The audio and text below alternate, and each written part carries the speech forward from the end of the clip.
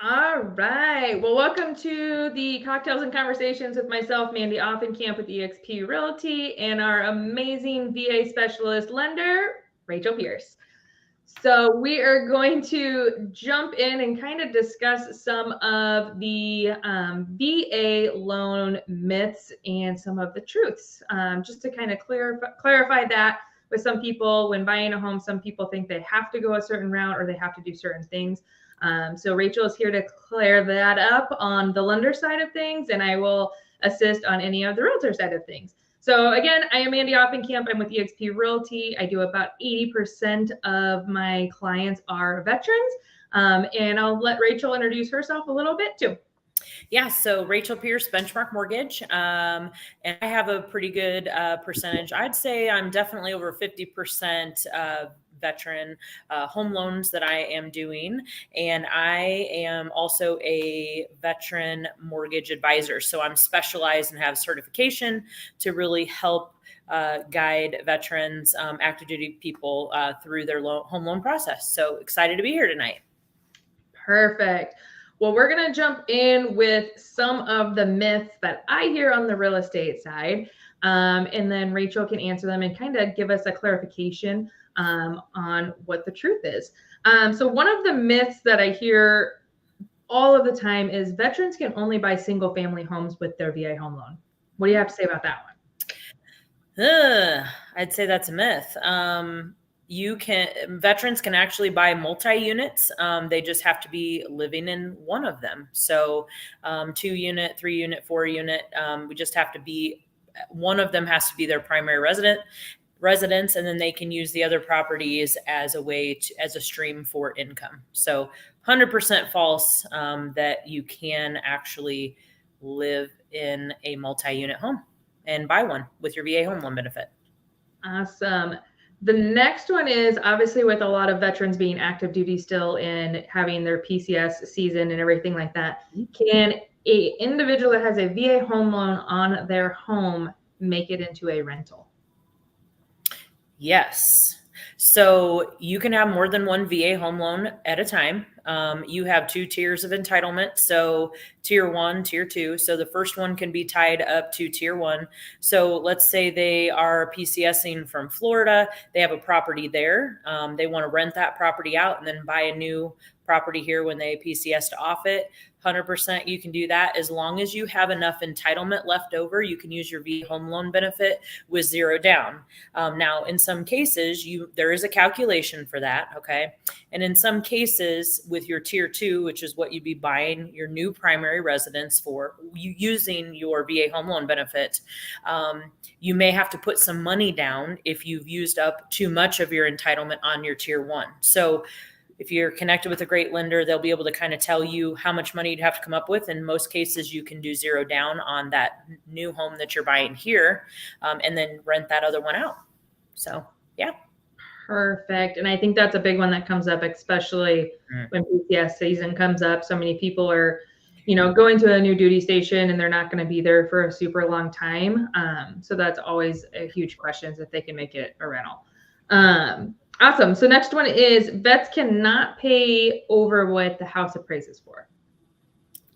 Not true. Yeah. So as long as there's enough, money verified. So if they have money in the bank, they can absolutely pay over with an appraisal gap as well.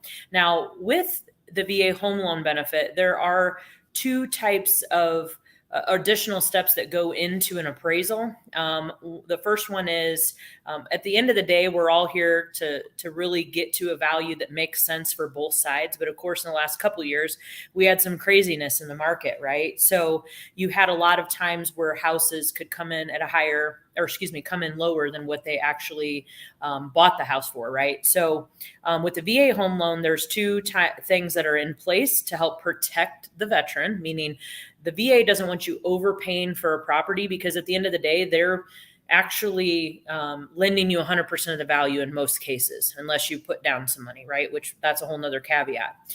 So really, they want to make sure that that property can be resold in the event that you default and walk away, and that property has to be resold, which is part of the reason why there's extra precaution in there. So in the event, what we want to do as realtors, okay, and lenders is we want to be on the offense. So if there's anything about that property that we can tell the appraiser about, right? So maybe there's been upgrades on it, or here's why we think it's more in this neighborhood. We've already done our research and got our comparables put together for you, Mr. Appraiser, okay? Because we want to help you, right? But here's what we think. It's because it's on a corner lot, or this lot's more. I mean, whatever it is that we can provide to them to be on the offense to help that appraiser. VA appraisers are more open to that, I feel like, because they really do want to help the veteran into the home, right? Because they know at the end of the day, they need to get in the home, right? You're PCSing. You need to hurry up and get into the house, right? So that is put into place. In the event that the appraisal comes in low, it goes into what they call tidewater. A lot of people are not familiar with this. So I talk about it because it's super important that you actually understand the tidewater process. So VA will, or the vet, excuse me, let me back up. The appraiser actually has a certification to go into the property if they are a VA inspector, which that's another topic I think that we're going to talk about here in a minute. They are going to go in the property. If they can't get to the value, they're going to put the property into what they call tidewater. They're going to come back to the lender, tell the lender it's in tidewater. We have 48 hours to prepare comparables, right? Put them on a spreadsheet, come up with all of our good story of why we think it's worth X, Y, Z, and then give that back to the appraiser. Now, what's really important is we don't know the value, okay? We can't ask the appraiser where they're at on value. We just have to give them the comps that we think are going to help them get to that value. So we provide them back to the appraiser. They come back and then they issue the NOV, which is the notice of value. We go through the appraisal, make sure we're good there. If it's low, yes, the veteran can actually pay for that difference or that gap in the appraisal. In the event that we don't agree with the appraiser, that's where it gets really cool with the VA home loan benefit. You have two rebuttals. So you have the tidewater, right? Because you could get your comps. And then you have what they call ROV, which is the reconsideration of value. That's basically we're going to go back and say, hey, Mr. Appraiser, we don't agree with you 100%. Now, usually we want to make sure that it's something that's a real valid case, right? Okay. It's not, hey, we just feel like it's better, right? We have to have some real valid proof, substantial evidence that we can take. And then basically then what we do is we basically move it up the chain and it goes to the VA, and the VA can actually trump what the appraiser says if they think that we have a really good case. So good news, I won on those a lot. So if you have your ducks in a row and you have a lender that's willing to go through that and actually understands that process, you can win. So it's pretty fun. Right. And just to add to that, obviously having a realtor and a lender that understand that tidewater and reconsideration process, if the tidewater does still come in low, having those people that truly understand that process is such a benefit to you. Not all agents, not all lenders are alike. Not everyone even knows tidewater exists, let alone reconsideration. I had to help a fellow agent, I think just 2 weeks ago. They went to tidewater and still came in low. They had solid proof, that it didn't help. So they did go into reconsideration and ended up getting the appraisal up. They ended up keeping the deal together when it was going to fall apart, and everything with that. So just having that knowledge of what the next step is huge for veterans to make sure that we know the process in helping. So having an agent and a lender that knows that is super crucial. Next is, if using a VA home loan, there is a limit to the budget you can spend on a home. Well, I mean, I think that that's valid in any loan that you're going to do, right? It's really about qualification. I think if we're looking at it from a perspective of debt to income ratios, the VA is way more conservative in regards to allowing you to go up higher in your debt to income ratios than any other loan product, if that's what we're kind of talking about. So I would tell you that VA really is looking at your residual income, which all other loan products, I shouldn't say all other, because USDA and FHA do sometimes look at that if there's a manual underwrite. But residual income is anything additional that you're paying, right? So like child support, utilities, all of those kind of things get factored in. And so when we're looking at your income, we're using gross numbers. Most people look at net income, what they take home in their paycheck. But I mean, I've actually approved ratios on a VA loan as high as 65% because they have really good residual income. So there's definitely a lot more leniency in regards to that. Is that what you're kind of getting at there, Mandy? Yeah. Also, I mean, on top of that, so say we have a vet and he is in civilian career now, or she, it doesn't really matter, is in a civilian career now and they're making fantastic income. Can they buy a $2 million house with their VA home loan? Yeah, 100%. That's a great question. So that goes back into, is there an actual cap on what you can use your VA home loan with at zero down, right? So there's no limit on that. Now, some lenders are going to have some caps or thresholds on how much they'll lend, but ultimately, so remember, I told you you have 2 tiers, right, of your entitlement. So if you do not have your tier 1 used up, you can do 100% financing over $2 million if you wanted to. There's not a cap on that. Now, what's important there is the caveat. You have to qualify for that, right? Debt to income ratio, credit wise, things like that. But there's no cap on you using the VA home loan benefit and doing zero down as long as you have enough entitlement. Correct. So super awesome. Where obviously FHA has loan requirements and they have caps, so VA does not. So there is a lot of times that you will see some of those higher priced homes where they don't go FHA, but they will go VA because there is no cap to that loan limit as long as they qualify. What is the lowest credit score a vet could have to get a loan? Well, to be honest with you, there's no limit. VA does not have any set guideline on what credit score is. It's really just in regards to looking at the whole picture, which is it reasonable and is it likely for them to continue to make the payments? Really, that's what we're looking at. Some lenders are going to have caps on what their minimum credit score requirements are for most all government loans, to be honest with you.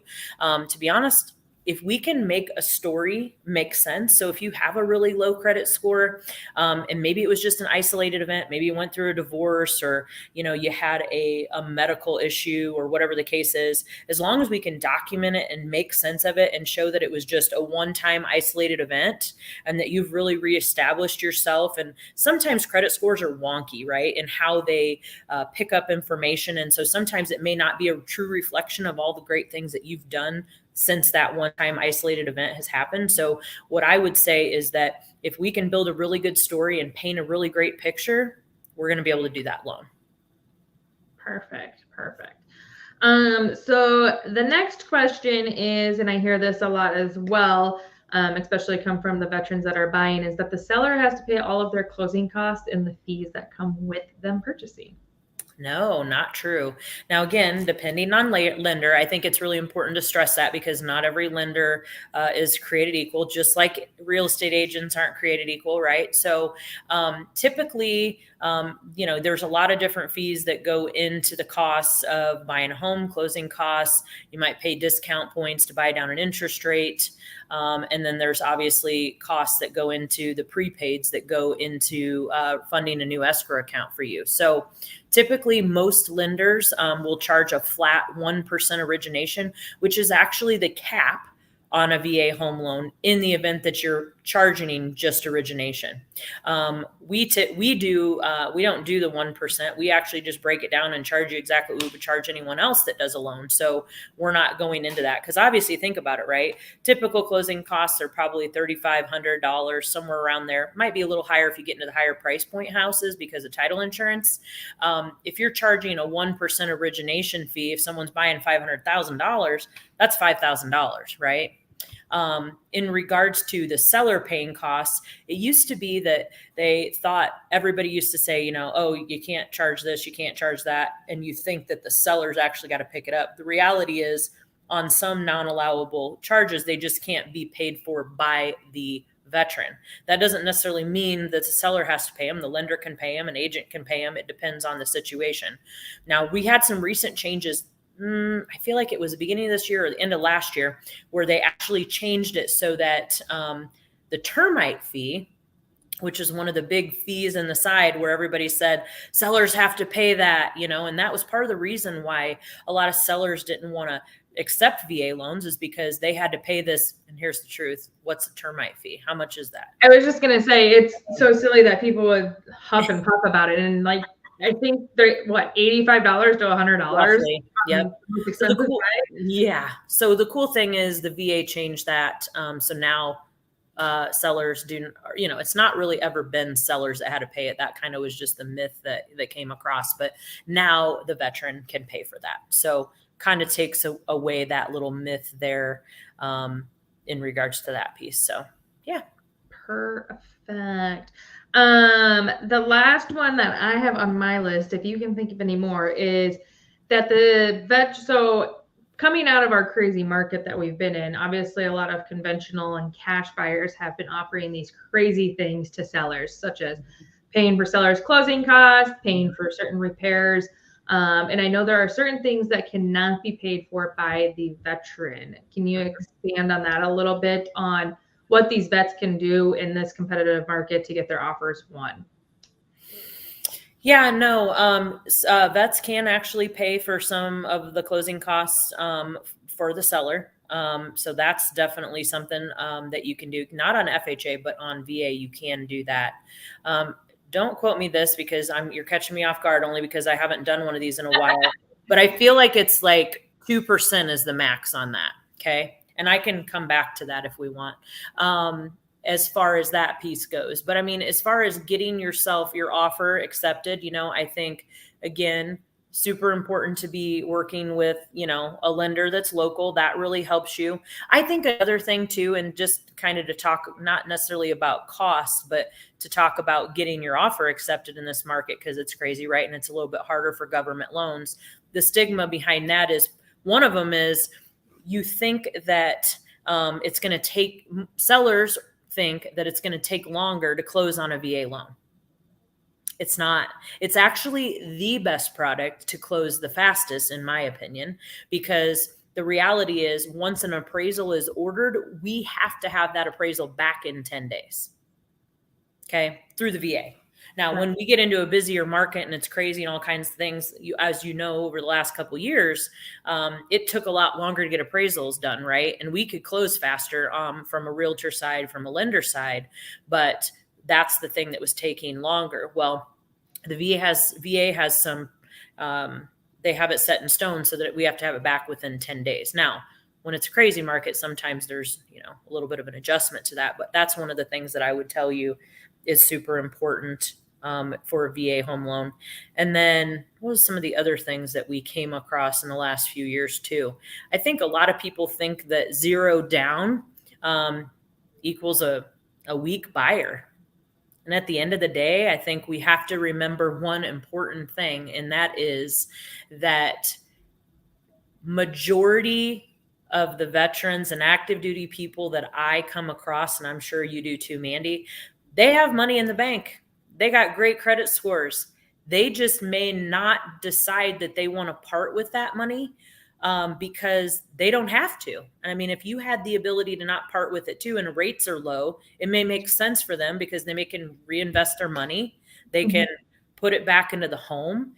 They can do all of these kind of things with it. And I think that it's important to understand that, hey, the one thing that they did or are doing is, sign the dotted line that's basically said, I'll give up my life for my country. And I think that's the number one thing. And we all should be really grateful for that. And so that's right. And definitely like the last, 2 years when our rates were obviously a little better than they are now. Yeah. We saw that a lot with the vets. It was so cheap to finance that why take their $50,000 or whatever it is to put down on their house when they can keep it and put the pool in or whatever they want to do. So that was a huge struggle through those lower rates, and everything. So because they were keeping their money in their pocket and stuff. So now it's a little different with the higher rates because now they're like, okay, let's put it down and get our loan down a little bit. But yeah, we definitely see that change, but yeah, it definitely does not mean it's a weak buyer by any means. So that's always a struggle too. People think, oh, well, they don't have money to pay, repairs or whatever. So then they choose they control over them when they Mhm. don't know. They have plenty Mhm. of money that they can use if they want to. So, Yeah. but Yeah, and back to that, the truth is they can pay for repairs, you know? They can pay for repairs on the home as well, as long as they are willing and have the funds to do that. right, absolutely. And then speaking of repairs, some of the main things that we see appraisers ask for on properties. I know what I typically see on the real estate side. Our biggest things are peeling paint, rotten wood, trip hazards within our concrete. What do you see on the seller side? On the lender side, do you see much different of those, or are those still pretty much our standard things? Here's the reality. The VA wants to make sure that the property is safe, sound, and sanitary. Okay. That's really what it is. So if you go into a property and you see that ask yourself, is this something that would be considered a sanitary issue? Is this something that would cause a safety issue? Is this something that would cause a soundness of the home? Meaning, is there a crack in the foundation or, whatever the case may be, right? So at the end of the day, that's what they're looking for. And you're right. It really goes back to peeling paint, right? Because we have to deal with the whole lead-based paint kind of a thing. Sanitary. I mean, do we have an issue with mold? Is there something safety and ultimately this should be on any property. Let's be honest. I mean, I know we're trying to protect the veteran here and I love that, but I'm saying that we should be thinking about that on every single property that we take somebody through. Conventional, there's a fine line in regards to that, but safe, sound, sanitary, broken windows, lead-based paint, mold, foundation cracks that are not from normal setting. The appraiser really shouldn't be recommending repairs on cosmetic items, really that are involving minor deferred maintenance or normal wear and tear items. So if you see something like that, we can have the actual veteran write a letter, basically ask for a waiver. Now you cannot ask for a waiver on items that are safe, sound, and sanitary issues, right? But if it's something cosmetic and they're calling out, because I guess they can do those kind of things, and it's happened. We can have the veteran write a letter saying that they're okay with it. So, okay, perfect. Perfect. That's always good to know. Yes. I'm trying to think of some other ones. Do you have any other ones that you can think of? Let's see. I think we talked about it taking longer to close. They're harder to get through underwriting. Not true. To be honest with you, as far as from a lender perspective, VA home loans are the loans that I want to have. Okay. For reasons for me is obviously being able to give back, right?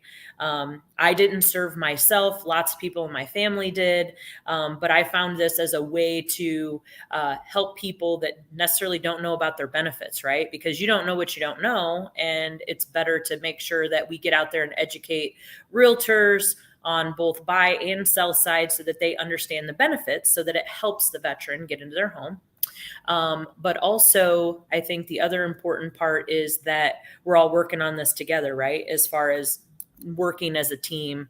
But VA loans are easy to get through underwriting. VA actually has one of the easiest guidelines because it's very general. So there's a lot of, hey, if you can make the story make sense and paint the picture, we're getting the veteran into the home, right?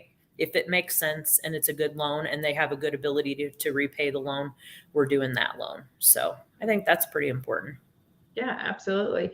And then is there a certain disability rating that veterans have to be able to waive the funding fee?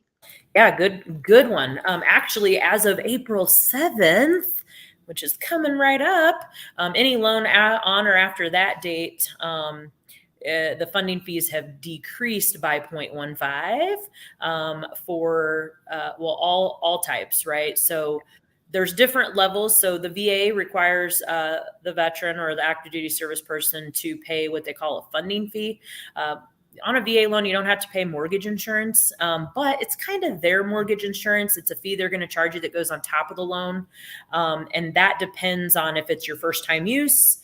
It's a subsequent use, meaning you've used it over and over and over again. By the way, You can use your VA home loan over and over and over and over again, which is cool, right?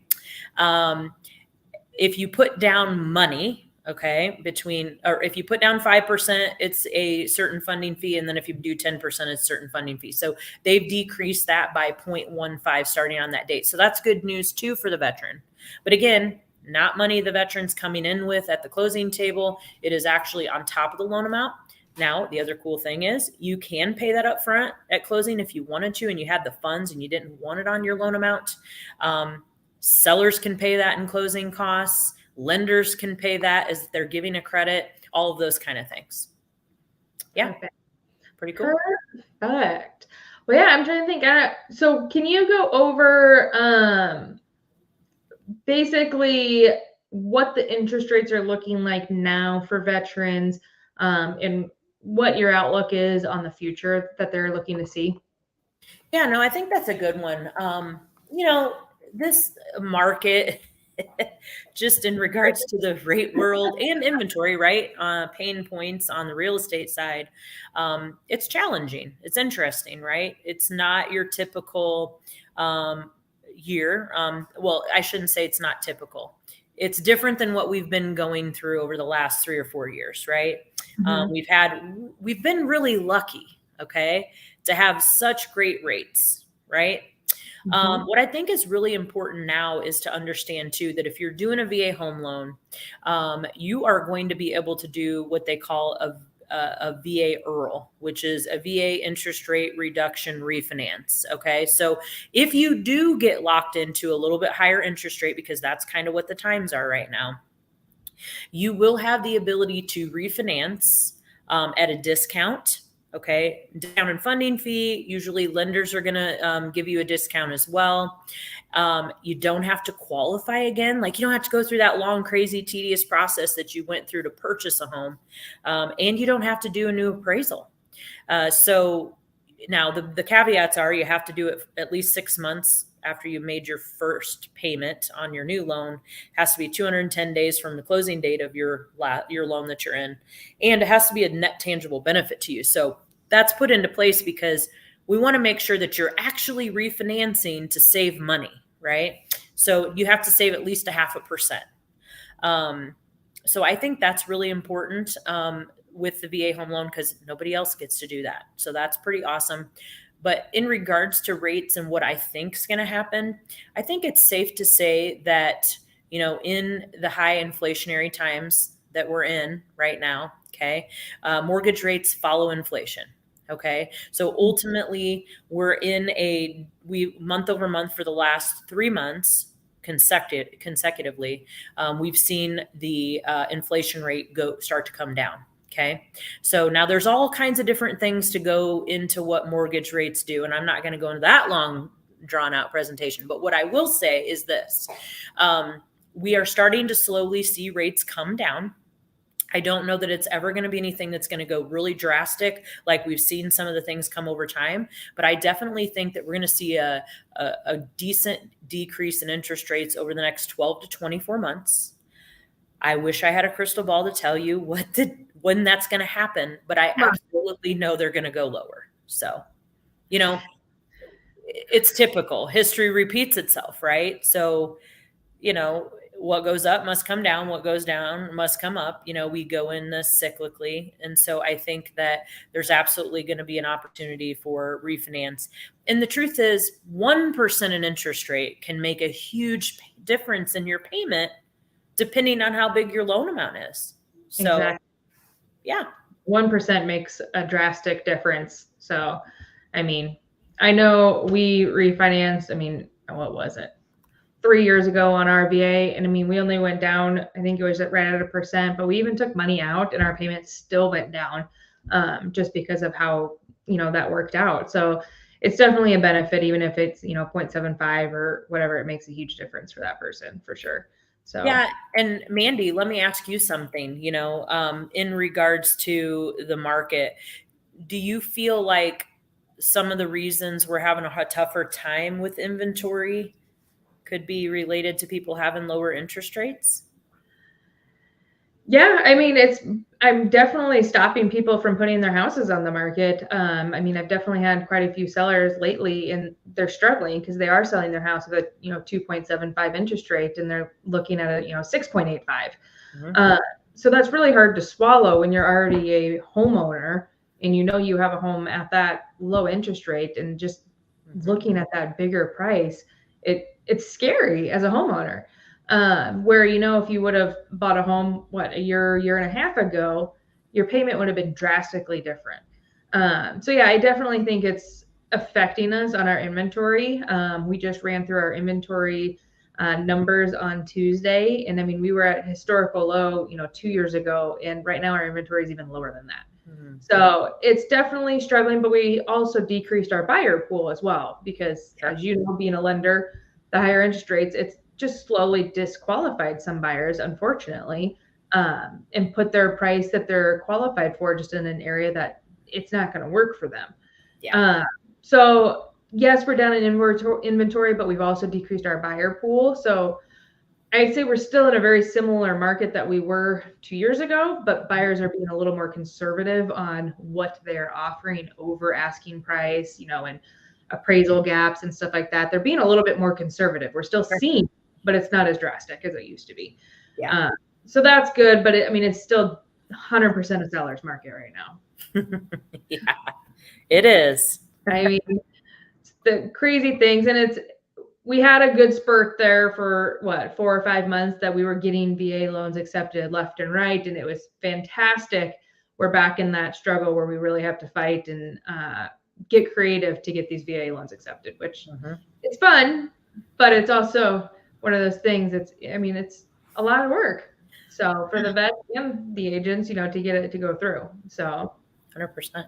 But well, you answered my Earl question already, so we got through that. I just wanted to, we're getting to the end here.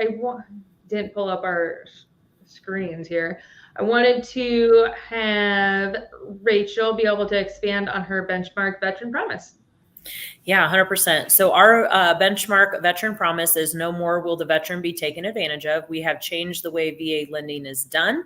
We will always do right by the veteran and provide first-class service that ensures our veterans receive the American dream of homeownership that they deserve. So I think it's super important, like I mentioned earlier, that a lot of times veterans don't know their benefits. And truthfully, there's a lot of people that sometimes just think that if you were in regular military, that's the only way you get your VA home loan benefit. But that's not true. We have a lot of National Guard, Coast Guard, reservists that actually qualify for the VA home loan as well. And I think that that's really, really, really important. And so we're just committed to, myself, my team, my company, committed to making sure that we're helping every veteran and active duty service person we can. Right. And since it made me think of it going through this, not only do the VA home loans help the veterans, but it also helps our widows as well that have lost, their spouses and everything. As long as they're not remarried, they are covered on being able to use that VA home loan. So I find that I come across and they don't think they can use that anymore because they have lost their spouse. So just make sure you know that to be able to help them understand that they can use that benefit still. So our next cocktails and conversations. Hey, Rachel, where is your cocktail? Well, I brought a whole bottle of Fireball. I'm just taking a little sip on it here and there. It's, it's been one of those years. So you came all ready to go over here. I'm good. I haven't even had a sip, but. So our next one is going to be April 27th. I hope I got that date correctly. But again, I am Mandy Offenkamp with eXp Realty. My husband has been in the Army for 20 years. And I am part of the eXp Military Network with our company, well, my company, not Rachel's company. So we do all sorts of military and veteran resources to help vets, whether that is home buying, career advancements, charities, anything along those lines. So that is a part of ours. If you want, join us on Facebook and on Zoom and everything. Next time on April 27th, we would love to see you all the next round, and let us know. Obviously, shoot us an email or text or whatever if you guys have any other questions or things that you would like to learn about. But me and Rachel will be back next month. Awesome. Thanks, guys. Awesome. We'll see you guys then.